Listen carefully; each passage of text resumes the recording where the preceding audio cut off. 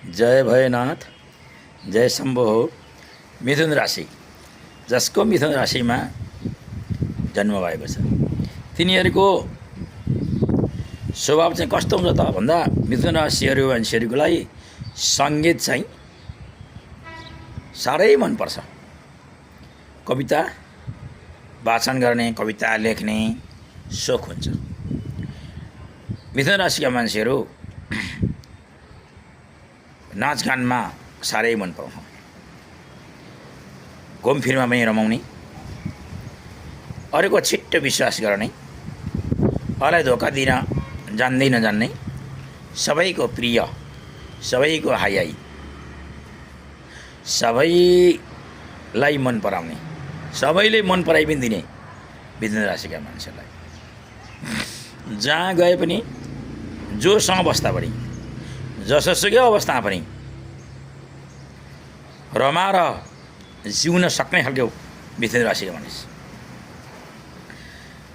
हेर्दा देख्दा सिधा सादा तर भित्रको अत्यन्तै चतुर मिथुन राशिका मानिस। अलिक घाँटीको चाहिँ अलिक समस्या हुन्छ। घाँटीको समस्या हुन्छ जो मिथुन राशिका मानिसहरूलाई तर्क तर गरेर जान्दछन्, तर गर्ने खुबी हुन्छ। तार्किक कुरा गर्छन्, जुन कुराहरू बोल्छन् त्यो कुरो ठेट कुरा बोल्छन्, सत्य कुरा बोल्छन्, असत्य कुरा चाहिँ बोल्न जान्दैनन्।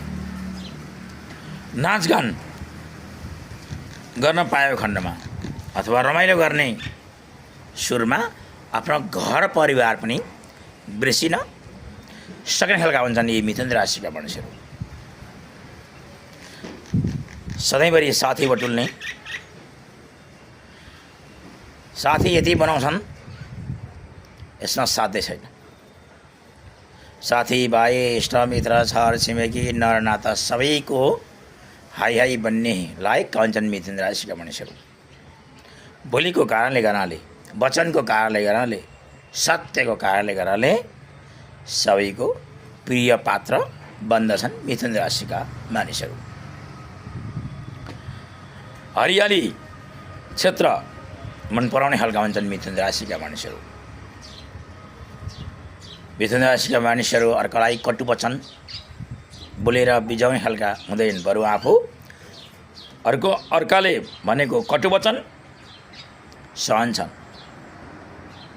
रुँदाखेरि अरूलाई देखाएर रुँदैन, भित्र मनमनमै पिरिन्छन्, मनमनमै रुन्छन्।